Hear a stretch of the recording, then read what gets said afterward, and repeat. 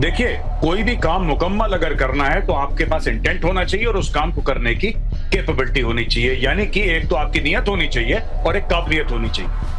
Iran के साथ सबसे बड़ी जो अभी बात है, जो नेतन्याहू चाहते हैं कि उसकी जो कैपेबिलिटी है, यानी कि उसके न्यूक्लियर एसेट्स, उसके बैलिस्टिक मिसाइल, ये सब उसको खत्म कर दे तो ईरान की कैपेबिलिटी खत्म हो जाएगी। ईरान का इंटेंट कब खत्म होगा? जब उसकी टॉप लीडरशिप खत्म हो जाएगी। नेतन्याहू इज सेइंग कि जब तक खमेनेई को आप नहीं निपटाएंगे ये जंग नहीं खत्म होगी और उसके बाद एस्केलेशन नहीं होगा, उसके बाद डी एस्केलेशन होगा, सब शांत हो जाएगा। इंटेंट एंड कैपेबिलिटी है देश की आर्मी का बहुत बड़ा दावा कि 5 दिन में दूसरी बार ईरानी आर्मी चीफ की हत्या कर दी है। उसने चीफ बनने के 4 दिन बाद ही अली शादमानी की हत्या कर दी गई। अली शादमानी मारे गए, शुक्रवार को मारे गए थे मेजर जनरल गुलाम अली राशिद, और अब शादमानी की बारी आ गई। शादमानी के बारे में ये कहा जा रहा है कि वो खमेनेई के बेहद करीबी थे, विश्वास पात्र थे, और इसीलिए गुलाम अली राशिद के बाद उनको ये कुर्सी दी गई थी। लेकिन ऐसा तय कर लिया लगता है इजराइल ने कि कोई भी जो ऊंची कुर्सी में बैठेगा उसको उस ऊंचाई से और ऊंचे भेज दिया जाएगा। बहरहाल अगली खबर भी देख लीजिए। इजराइल के प्रधानमंत्री नेतन्याहू का बहुत बड़ा बयान। अगली खबर फ्लैश कीजिए। खमेनेई की हत्या से ही जंग रुकेगी, नेतन्याहू ने कहा। इससे संघर्ष और बढ़ेगा नहीं, खत्म हो जाएगा, नेतन्याहू ने कहा। नेतन्याहू ने खमेनेई को बताया सबसे बड़ा दुश्मन। ये बातें किधर जा रही हैं? ये क्या वाकई अब चीजें ऐसा है जो अब नियंत्रण से बाहर चली जाएंगी? ये तनाव और ज्यादा फैलेगा क्या? ईरान में क्या होने वाला है? ईरान में क्या अब वो होगा? ये कहते हैं life takes a full circle. क्या ईरान के मामले में ये अब होने वाला है? हमारे साथ मेजर गौरव आर्य जुड़ रहे हैं, आज बाहर से हमें ज्वाइन कर रहे हैं कहीं से। बहुत स्वागत है आपका मेजर साहब। एयर मार्शल पीके श्रीवास्तव हमारे साथ यहाँ मौजूद हैं और कर्नल साहब भी हमारे साथ मौजूद हैं। कर्नल शैलेंद्र, बहुत स्वागत है आपका। सबसे पहले तो मैं जरा ये समझना चाहता हूं कि ईरान हर गुजरते दिन के हिसाब से सिनेरियो ईरान इजराइल मामले में क्या दिखाई दे रहा है? मेजर गौरव। दिनेश, बहुत बहुत धन्यवाद। मैं आपको बताता हूं, सिंपल सी बात है, इंटेंट और कैपेबिलिटी दो चीजें हैं जो हमें याद रखनी है। और ये नेतन्याहू कह क्यों रहे हैं ये भी मैं आपको शॉर्ट में समझा देता हूं। देखिए, कोई भी काम मुकम्मल अगर करना है तो आपके पास इंटेंट होना चाहिए और उस काम को करने की कैपेबिलिटी होनी चाहिए। यानी कि एक तो आपकी नियत होनी चाहिए और एक काबिलियत होनी चाहिए। ईरान के साथ सबसे बड़ी जो अभी बात है, जो नेतन्याहू चाहते हैं कि उसकी जो कैपेबिलिटी है, यानी कि उसके न्यूक्लियर एसेट्स, उसके बैलिस्टिक मिसाइल, ये सब उसको खत्म कर दे तो ईरान की कैपेबिलिटी खत्म हो जाएगी। लेकिन क्या कैपेबिलिटी खत्म होना काफी है? बिल्कुल नहीं। ईरान का इंटेंट कब खत्म होगा? जब उसकी टॉप लीडरशिप खत्म हो जाएगी। क्योंकि ईरानी लोग जंग नहीं चाहते। ईरानी लोग बड़े अमन पसंद लोग हैं, अच्छे प्यारे लोग हैं, मोहब्बत करने वाले, प्यार मोहब्बत से रहने वाले लोग हैं। लेकिन इनका जो ये टॉप एशेलॉन है ईरान का, उसने ये जिहाद का राग एक पकड़ लिया है और उसके पीछे उसके पीछे लगा हुआ है जिहाद के राग के। तो इसकी ये that is why Netanyahu is saying कि जब तक खमेनेई को आप नहीं निपटाएंगे ये जंग नहीं खत्म होगी और उसके बाद एस्केलेशन नहीं होगा, उसके बाद डी एस्केलेशन होगा, सब शांत हो जाएगा। इंटेंट एंड कैपेबिलिटी है दिनेश। इंटेंट एंड कैपेबिलिटी, ये इंटेंट क्या है वो तो इजराइल लगातार दिखा रहा है और कैपेबल है वो ये भी लगातार दिखा रहा है। लेकिन ये लीडरशिप का सफाई मुझे बहुत अच्छे से याद है। ऑपरेशन सिंदूर के दौरान जब हम लोगों की बातचीत हो रही थी तो आपका और एयर मार्शल श्रीवास्तव लगातार ये कहते रहे थे कि आप वहां टारगेट कीजिए आर्मी की लीडरशिप को और ये भी तय कीजिए कि वहां बेशक रिटायर हो जाए वहां का जनरल, लेकिन उसको छोड़िए मत, फिर उसके अंजाम तक पहुंचाइए, तब इनको इबरत हासिल होगी। क्या ये बात इजराइल बहुत पहले भांप चुका है? बिल्कुल भांप चुका है और इजराइल हमेशा से करता रहा है। आपने देखा कि हिजबुल्लाह के मामले में उसने वहां की लीडरशिप खत्म की, हमस के मामले में लीडरशिप खत्म की, हूती की भी लीडरशिप खत्म की, और यहाँ पर भी पहला निशाना मिलिट्री और साइंटिफिक लीडर्स, न्यूक्लियर जो लीडर्स थे उन पर किया।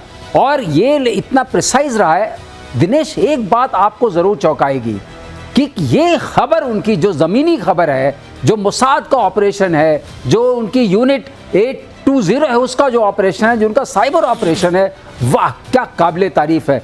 जो जहां होता है वहीं मार देते हैं। ऐसा कभी आपने किसी आर्मी को करते देखा है? निशाना और सिर्फ उतना ही, लीडरशिप को खत्म करते हैं, लॉन्चर्स को खत्म कर दिया। और अब वहां पर न लॉन्च मैकेनिज्म बता है, जैसे गौरव बता रहे थे कि लीडरशिप भी गई, नियत गई और उसका तरीका भी चला गया। ये बहुत बड़ी बात है। ये भी आप सोचिए कि किसी जगह सिर्फ ये नहीं कि अमुक व्यक्ति किस शहर में मौजूद है, ये नहीं, किस मोहल्ले में मौजूद है ये नहीं, किस इमारत में मौजूद है ये नहीं, उसके किस अपार्टमेंट में मौजूद है, उसके किस रूम में मौजूद है, और वो टेबल पे बैठा हुआ है या बेड पे लेटा हुआ है, इतना प्रिसाइज। और इसीलिए मोसाद को मोसाद कहा जाता है। कर्नल शैलेंद्र, क्या आप भी ये बात कहेंगे कि इस पूरे मामले में जो एक्सपर्टीज, एक्चुअली एग्जीक्यूशन तो हमको दिखाई दे रहा है, लेकिन वो जो प्लानिंग, वो जो इंटेलिजेंस है, वो असल में इसके पीछे है जो इजराइल को मजबूत बना रहा है। जय हिंद, नमस्कार। देखिए, बड़ी सीधी सीधी बात है, ये हमारे को भी पता है, हमारी आर्मी में भी होता है और हमारे स्पेशली आर्टिलरी में होता है। दुश्मन के ऊपर नुकसान पहुंचाना, उसे चोट पहुंचाना, उसे किल करना, ये अपने आप में एम को कभी अचीव नहीं करेगा। हम बोलते हैं इसे कि inflict such prohibitive losses that the will to fight should get killed. मतलब ऐसे लोगों को निशाना बनाया जाए कि उनके लड़ने की ताकत, उनकी रीढ़ टूट जाए। एक है कि उन लोगों को जिनका आप बोल रहे हैं, जैसे खमैनी हो गए, वो इस कैटेगरी में आ गए जो आपने समझाया। दूसरी कैटेगरी मैं आपको बताता हूं, लेकिन कर्नल साहब, अब तो उस कुर्सी में कोई बैठने से डरेगा जिसको उस कुर्सी में बैठा रहे हैं। मैंने ये, आपने मेरे शब्द छीन लिए, ये गलत बात है, ये बहुत गलत। देखिए, मैं आपको सीधे सीधे बताने यही वाला था। दूसरा होता है कि आर्मी चीफ, तू गया तो पिछले वाला जो है वो गया, तो तीसरा बोलता है जो हाथ ऊपर था वो थोड़ा नीचे हो जाता है कि ये नंबर लगने वाला है मेरा। सो इसको बोलते हैं again, to will is being killed. As far as Iran is concern, I think हम इसके ऊपर बात जरूर करते हैं, लेकिन इसको हमें सीख कर करना एक बहुत बड़ी बात। कर्नल साहब जो कह रहे हैं, ये मेजर गौरव आर्य, ये तो अब ये वाली बात हो गई है। कई लोग जो कमांडर इन वेटिंग होते हैं, उनके लिए तो ये मौका होता है कि भाई साहब वो कुर्सी पर जाएं, लेकिन अब तो ये कहेंगे नहीं, हम बगैर कुर्सी के काम कर देंगे, लेकिन आप हमको डेजिग्नेट मत कीजिए। मेजर गौरव आर्य, बिल्कुल बिल्कुल, आप दिनेश एकदम सही बात कह रहे हैं। यही चीज जैसा सर ने बताया, मार्शल श्रीवास्तव सर ने बताया, यही चीज हुई थी हमास के साथ, हिजबुल्लाह के साथ। जब नसरल्ला मरा तो नसरल्ला की जगह दूसरा आया, उसको भी थैंक यू बोल दिया इन लोगों ने। अब क्या है कि ये पूरा जो एशेलॉन है इनका, ऊपर वाला साफ कर दिया।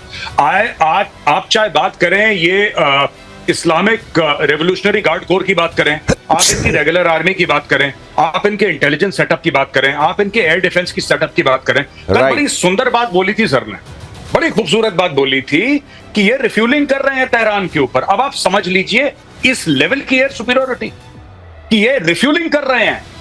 Refuelling is done in safe skies. Tehran के ऊपर रिफ्यूलिंग, इसका मतलब समझ लीजिए कि किस कदर वहां के समझ लीजिए आसमान पर नियंत्रण हो गया है इजराइल का। अगली खबर देख लीजिए, वर्ल्ड वॉर का खतरा और ज्यादा बढ़ गया। G7 देशों का इजराइल को खुला समर्थन। G7 के नेताओं ने कहा है कि ईरान को कभी परमाणु हथियार न मिले। तो वहीं दूसरी तरफ 19 मुस्लिम देश इजराइल के खिलाफ हैं। चीन ने तेहरान में अपने दूतावास से कर्मचारियों को निकाला। ये लीजिए जरा, ये भी देखिए, चीन ने तेहरान में अपने दूतावास से कर्मचारियों को निकाला। ये दुनिया में जो बाकी जगहों पर डेवलपमेंट चल रहे हैं, खासतौर से G7 की तरफ हर किसी की निगाह है क्या चल रहा है कनाडा में। तो लोग देख रहे हैं ट्रंप वहां से क्यों चले जा रहे हैं। लोग ये भी देख रहे हैं कि ट्रंप कुछ बोल रहे हैं, इतने में कनाडा के पीएम आकर कहते हैं नहीं, अब देखिए प्रेसिडेंट के तौर पर मुझको अपनी जिम्मेदारी निभानी दीजिए। उनको बीच में रोक दिया जाता है। एक्चुअली क्या चल रहा है ये लोग जानना चाहते हैं। G7 की बैठक में क्या हुआ और वर्ल्ड ओवर क्या चल रहा है और यहां से क्या इंडिकेशंस मिल रहे हैं। मेजर गौरव, देखिए, ट्रंप तो बीच में निकल लिया है, जैसा आपने शुरू में ही अपने बयान में बताया था कि ट्रंप साहब आए, वहां पे हाय हेलो करा, हाथ वाथ हिलाए, एक दो डील वील शायद उनकी यूके से साइन होनी थी, उसको कर कुरा के ट्रंप ने बोला कि मैं निकल रहा हूं। अब इसका यह है कि ट्रंप ने ट्वीट भी करे हैं, ट्रूथ सोशल पे भी डाला है कि कुछ बहुत बड़ा होने वाला है। ट्रंप थोड़ा शोमैन किस्म का भी आदमी है। तो नहीं, मुझे ये समझ में नहीं आता, इमैनुअल मैक्रो ने अगर कोई बात कही थी तो इमैनुअल मैक्रो के ट्वीट को ये कहते हुए कि इनको तो कुछ मालूम नहीं है मैं क्या करने वाला हूं, ये हमेशा गेस कर, ये करने की क्या जरूरत थी उनको? नहीं, देखिए, वो टेलीविजन का आदमी है, वो रियलिटी टेलीविजन का आदमी है। आप ये समझिए ना, आप उसका बैकग्राउंड देखिए ट्रंप का। तो ट्रंप यही करता है हर समय कि दिखाने के लिए कि I am the boss of the room, कोई मुझे नहीं भांप पाया, मैं सबको भांप लेता हूं, मैं बताता हूं। अब उसने क्या बोला है, उसने जो ये संदेश दिया है ना कि तेहरान खाली करो, ये कल का संदेश है कि तुम तेहरान खाली करो, ये किसके लिए बोल रहा है वो ट्रंप? ये जो आम लोग हैं उनके लिए बोल रहा है। हो ना हो, America is getting into this fight. अगर चीजें एक आध दिन में 48 घंटे के अंदर अगर चीजें उस तरीके से पटरी पे नहीं आई जैसे ट्रंप चाहता है, तो हो सकता है कि मैसिव बॉम्बार्डमेंट ऑफ तेहरान। और यह बात ट्रंप भी समझ चुका है, भली भांति परिचित है कि जब तक रिजीम चेंज नहीं होगा मिडिल ईस्ट में शांति नहीं आएगी। ये जो इकोनॉमिक कॉरिडोर की बातें कर रहे हैं कि इंडिया और ये पूरा इकोनॉमिक कॉरिडोर यूरोप का आगे तक मिडिल ईस्ट का ले जाने की बात कर रहे हैं, ये सब ख्याली पुलाव है। ईरान ये ईरान तो मना कर रहा है, कह रहा है मैं वो बंद कर दूंगा अपने पूरे सी लेंस। मतलब आप भी यही कह रहे हैं कि खामेनेई के ऊपर अभूतपूर्व खतरा मंडरा रहा है, क्या आप भी यही कह रहे हैं? मैं आपके पास लौटता हूं। भयानक स्तर पर पहुंचा ईरान इजराइल युद्ध, G7 बीच में छोड़कर अमेरिका लौटे डोनाल्ड ट्रंप, जैसा हम आपको लगातार बता रहे हैं। ईरान के परमाणु कार्यक्रम पर रोक जरूरी है, यह ट्रंप ने कहा। तेहरान को फौरन खाली कर दें लोग, तेहरान को फौरन खाली कर दिया जाए। देखिए, पहले दिन जब इजराइल ने ईरान के ऊपर अटैक किया तो ट्रंप ने कहा नहीं, हमारा इससे कोई लेना देना नहीं, और आज वो कह रहे हैं कि तेहरान को पूरी तरीके से ईरानी लोग खाली कर दें। अगली खबर भी देख लीजिए, फ्रांस के राष्ट्रपति मैक्रो पर भड़के ट्रंप, मैक्रो को पब्लिसिटी का भूखा कहा। मैक्रो हमेशा गलत ही बोलते हैं, ट्रंप ने कहा। इमैनुअल मैक्रो पर ट्रंप ने कसा था तंज, ट्रंप के G7 बीच में छोड़ने पर कहा युद्ध रुकवाने अमेरिका लौटे ट्रंप। मैक्रो ने ये बात कही तो उन्होंने कहा कि देखिए मैं सीज फायर के लिए लौट रहा हूं, मेरे पास कुछ दूसरे जरूरी काम है। उनको नहीं मालूम है, वो हमेशा गलत गेस करते हैं। पता नहीं उनको एक राष्ट्राध्यक्ष को यूं नीचा दिखाकर क्या मिला। लेकिन मैं अब इसको बड़े लेवल पर ले जाना चाह रहा हूं। ये कहना कि तेहरान खाली करो ट्रंप का, इसका इशारा क्या है? इसका इशारा यह है कि ट्रंप और नेतन्याहू एक ही पेज पर हैं। नेतन्याहू ने भी यही बोला था तेहरान खाली करो, तेहरान खाली करो, और तेहरान खाली हो रहा है। तो पहली चीज होती है रेजिम चेंज से पहले जनता में एक विद्रोह का भाव सर, आपको बीच में रोक रहा हूं। हाँ। जब से नेतन्याहू ने कहा है कि टॉप डेथ टू अमेरिका कहने वाला और टॉप में ट्रंप का नाम रखने वाला है ईरान, तो तुम देख लो, तभी से सब कुछ बदला है लगता है। और उसने ये भी कहा कि मैं तो उनका छोटा भाई हूं, मैं तो नंबर 2 हूं, पहले आपको मारने के लिए आ रहे हैं। और ट्रंप को याद आ गई कि इलेक्शन से पहले उनके पर क्या आक्रमण हुआ था, तो ट्रंप ने कहा, और मैक्रोन की थोड़ी सी आदत है दिनेश, अगर कहें आप मुझे कहने दें, कि वो बोलते थोड़ा आउट ऑफ टर्न बोल देते हैं मैक्रोन। हाँ, थोड़ा आउट ऑफ टर्न बोलते हैं, हर चीज में कहते हैं मैं समझौता करा दूंगा, मैं कूद पड़ते हैं। मतलब ट्रंप को ट्रंप जैसा कहीं कोई मिल जाता है, आप ये कह रहे हैं। तो वो थोड़ा हुआ, तो ट्रंप ने बताया हु इज द बॉस। अच्छा, ये समझ जाओ कि मैं बॉस हूं। अच्छा। और अब मैं जा रहा हूं, कोई सीज फायर कराने नहीं जा रहा हूं, मैं तेहरान खाली कराने जा रहा हूं। इसका मतलब क्या हुआ? इसका मतलब साफ है कि तेहरान के ऊपर अब बड़ी मुसीबत आने वाली है। और खामनेई उधर वो कहते हैं हमारे जो मेजर गौरव को जोड़ना चाह रहे हैं सर आपकी बात पर। हाँ, या जी, मैं बिल्कुल जो सर की बात है मैं 100% एग्री कर रहा हूं। मैं सिर्फ ये बात एक जोड़ना चाह रहा हूं, सर ने बिल्कुल ये ठीक बात बोली है, सीज फायर से ट्रंप का कोई लेना देना है। ट्रंप बार बार कह रहा है डील, और डील में क्या कह रहा है ट्रंप कि तुम्हारे पास न्यूक्लियर हथियार नहीं हो सकते। सिंपल सी बात है, तुम्हारे पास न्यूक्लियर वेपन्स नहीं हो सकते। न्यूक्लियर वेपन्स के साथ नेतन्याहू ने यह जोड़ दिया है कि तुम्हारे पास उसके साथ डिलीवरी सिस्टम्स भी नहीं हो सकते। तो ये सिर्फ न्यूक्लियर ठिकानों पर नहीं मार रहा है बम, ये इनके बैलिस्टिक मिसाइल के ठिकानों पर भी बम मार रहा है। कि एक तो न्यूक्लियर वेपन है, एक उनके डिलीवरी सिस्टम्स हैं, दोनों को बर्बाद कर दो। और यही ट्रंप भी चाहता है। They are on the same page. Sir ने बिल्कुल 100% बात बोली है, सही, I agree with him, they are on the same page. Benjamin Netanyahu ने यह बात कही है कि न सिर्फ उनके पास न्यूक्लियर हथियार नहीं होने चाहिए, बल्कि उनके पास ICBMs नहीं होने चाहिए, इंटर कॉन्टिनेंटल बैलिस्टिक मिसाइल नहीं होने चाहिए, वेक्टर नहीं होने चाहिए जिसको जो न्यूक को लेकर उड़े। अगली खबर देख लीजिए, प्रतिशोध में इस वक्त की बड़ी खबर, अमेरिकी राष्ट्रपति ट्रंप का बड़ा बयान। ट्रंप ने कहा हम सिर्फ सीज फायर नहीं, असली अंत चाहते हैं। ईरान के पास कभी भी परमाणु हथियार नहीं होने चाहिए। ये बड़ी बातें हैं जो चल रही हैं, और ये ईरान, मिडिल ईस्ट और वर्ल्ड ओवर जो चीजें हैं उनको किस दिशा में ले जाएंगी। आप इसकी मेगा पिक्चर क्या देख रहे हैं कर्नल साहब? नहीं, देखिए, बड़ी सीधी बात है कि अगर आप चीजों को इवैल्यूएट करेंगे तो आप ये जरूर पाएंगे ट्रंप एक पार्ट बोलते हैं, नेतन्याहू दूसरा पार्ट बोलते हैं। अच्छा। ट्रंप ने बड़ा क्लैरिटी के साथ कह दिया। और मैं वैसे भी यूएस का इंटरेस्ट बता सकता हूं कि वो हमेशा है कि ईरान का न्यूक्लियर प्रोग्राम अगर इजराइल के बाद किसी के लिए है तो वो यूएस के लिए, इसलिए उसको नहीं होना चाहिए। इजराइल बोलता है कि आपके पास ये न्यूक्लियर प्रोग्राम नहीं, न्यूक्लियर चीज ही नहीं होनी चाहिए, चाहे आप एनर्जी के नाम से बात करें, चाहे किसी भी नाम से बात करें, और इसको आपके देश से बाहर किसी भी तरह की मिसाइल सिस्टम से ले जाना अपने आप में हमें एक्सेप्टेबल नहीं है। जैसे ईरान को यहूदी जमीन के ऊपर एक्सेप्टेबल नहीं है, तो इजराइल को किसी भी हालत में ईरान का कोई भी पार्ट अगर न्यूक्लियर है वो एक्सेप्टेबल नहीं है। उस न्यूक्लियर ऑब्लिक किसी भी तरह की ICBM को उसके देश से बाहर ले जाने की जो काबिलियत है वो भी एक्सेप्टेबल नहीं है। और दोनों के दोनों इसी बात पर एग्री कर रहे हैं।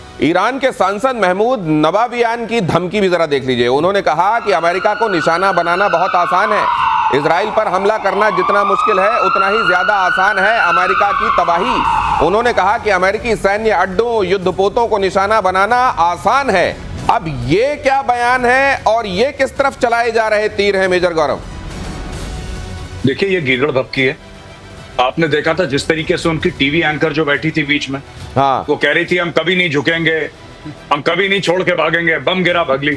हाँ। ठीक है, फिर थोड़ी देर के बाद उसको लोगों ने, पीसीआर ने बोला कि मैडम वापस आ जाओ, खतरा टल गया, फिर वापस आई मैडम, तो लोगों ने बोला बड़ी बहादुर है। देखिए ये सब इनके बयानबाजी कर रहे हैं लोग। एक बयानबाजी आपको पता है पाकिस्तान ने भी करी थी कल, जिसके बारे में हम लोग आपकी शो में डिस्कस कर रहे थे।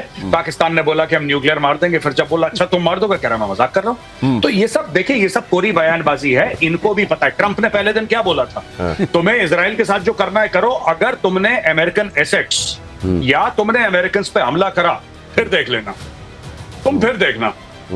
और अगर ये करते हैं ऐसी बेवकूफी अमेरिका को छेड़ने की, तो इस बार ट्रंप और Netanyahu they are absolutely on the same page. कौन से सेम पेज है?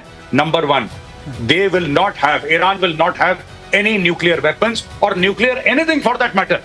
अरे ईरान को तो पहला न्यूक्लियर रिएक्टर अमेरिका ने दिया था 60s में। 5 मेगावाट की जनरेशन इलेक्ट्रिसिटी के लिए अमेरिका सप्लाइड द रिएक्टर। उसको क्या पता था कि बाद में चल के वहां पे 1979 में रेवोल्यूशन हो जाएगा और ये जितने भी पागल हैं ऊपर आके ये सब लोग हथियार बनाना शुरू कर देंगे। That was never the intent. बहरहाल ये सीधी सीधी बात है, ये जाने वाले हैं बहुत जल्दी। ये जो धमकियां दे रहे हैं ना, दे आर ऑल गोइंग, ये सब के सब जाएंगे।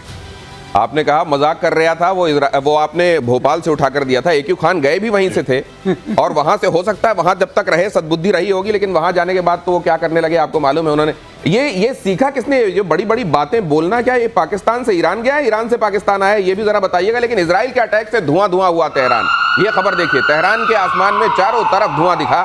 इजरायली हमलों में अब तक 224 की मौत हो चुकी है। तेहरान में सबसे ज्यादा हमला कर रहा है इजराइल। तेहरान पहचानने लायक रहेगा क्या कुछ दिनों बाद? ये भी एक बड़ा सवाल है। ईरान के टीवी स्टूडियो पर इजरायली अटैक, जिसका जिक्र अभी मेजर गौरव कर रहे थे, न्यूज पढ़ते वक्त हुआ मिसाइल अटैक, और उस समय वो मोहतरमा यही कह रही थी हम किसी से नहीं डरते, और स्टूडियो छोड़कर भाग खड़ी हुई। इजराइल ने दी थी स्टूडियो खाली करने की चेतावनी। इजराइल ने पहले ही कहा था ये प्रोपेगेंडा, ये जो चैनल है यहाँ का, ईरान का, यहाँ पर ये प्रोपेगेंडा मत चलाओ। ये देखिए, ये जैसे ही वहां पर करीब एक मिसाइल गिरी, ऊपर से कुछ झड़ता हुआ सा दिखाई दे रहा है, उसके बाद मैडम चल नहीं वहां से, और कहते हैं पता नहीं, मेजर साहब ही बता रहे हैं कि थोड़ी देर बाद वापस लौटी। हाँ, ये वापस लौटी थी थोड़े समय के बाद। और ऐसा मैंने सुनने में आया है कि इसकी पाकिस्तानी मीडिया में बड़ी तारीफ हुई है कि देखो कितनी बहादुर हो रहा था। अब पता नहीं लौटी कि नहीं लौटी, वहां पे भी आप जानते हैं फेक न्यूज फैक्ट्री है। हाँ। लेकिन fact of the matter is कि ये सारे के सारे, ये देखिए ये भाग रही है। ये ऐसी करते हैं ये लोग, ये ऐसे ही करते हैं। पहले बड़ी बड़ी बातें बोल देंगे, हम तुम्हें नहीं छोड़ेंगे, हम बर्बाद कर देंगे, फिर किसी ने हल्की सी हूल दी, सब भगे वहां से। पाकिस्तानी तो ऑल्सो लाइक दिस। आपने नहीं देखा पाकिस्तानियों को? वो भी यही करते हैं, हम मार देंगे न्यूक्लियर मिसाइल टेल। ये वाला आर्ट किसने किससे सीखा है? मुझे नहीं, इस आर्ट के जो फादर है वो तो पाकिस्तान ने तो ये पूरी कोशिश की कि ये कला उनके देश से बाहर जानी नहीं चाहिए। चली कैसी गई? चले वो न्यूक्लियर सीक्रेट है भाई साहब।